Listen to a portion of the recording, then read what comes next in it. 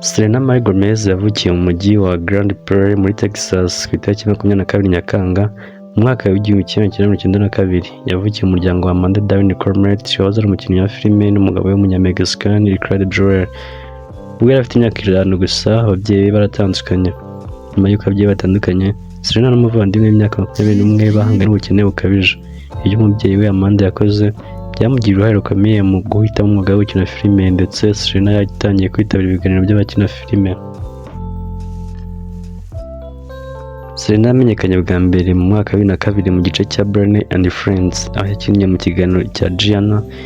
Muri icyo gihe yahuye na Demi Lovato nawe warushijeho kumenyekana nyuma.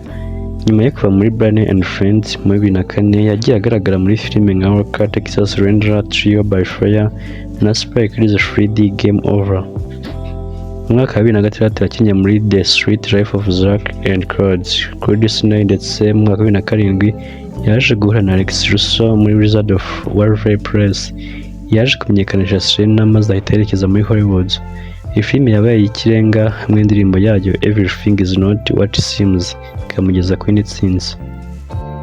Muri 2008 yashinze itsinda ry'umuziki Selena Gomez and the Sun, ndetse anashinga kampani y'ibikorwa by'umuziki Dry Moon Productions. Yaje no gukina muri Another Cinderella Story na Horton Hears a War, ndetse muri televiziyo mu biganiro nka Jonas Brothers Living the Dream.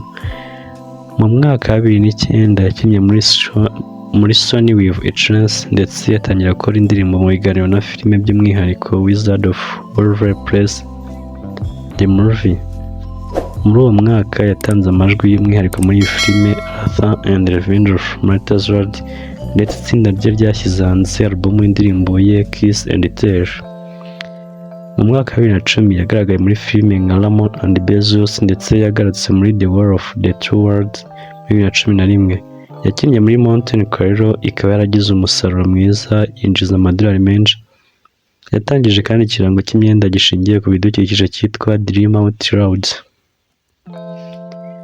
Muri 2012 yagaragaye muri filime yiswe Hotel Transylvania, aho yakinnye nka Marvis. Yagaragaye muri filime nka Spring Breakers hamwe na James Franco, Vanessa Hudgens, Rachel Cornelius na Ashley Benson. Muri 2013 kugeza 2014 Selena yakoze album y'indirimbo Stars Dance, ndetse akora igitaramo cyiza. Yakinnye muri filime nka Getaway, Behaving Badly na Dress. Yakoze kandi izindi ndirimbo nka For You. Muri 2009 filime ya Wizard of Waverly Place The Movie yarebwe n'abantu 14,400,000 birenga ku munsi wa mbere. Ihabwa ibihembo bitandukanye harimo Primetime Emmy Award mu cyiciro cya Best Children Program. Selena amaze guhabwa ibihembo bitandukanye birimo Alma Award 2009, ndetse na Nicole Kid Stress Award inshuro 7. Yahawe ibihembo byinshi nk'umuhanzi w'umuhanga mu muziki ndetse n'umukinnyi wa filime. Muri 2011 Selena yamenyekanye cyane kubera gukundana na Justin Bieber, azwi kandi ku bikorwa bye by'ubugiraneza, aho akorana n'umuryango wa UNICEF, aho yagiye atanga inkunga mu gihugu cya Ghana no mu bindi bikorwa bitandukanye byo gufasha imfubyi, abagore n'abana mu bihugu bitandukanye. Oh God.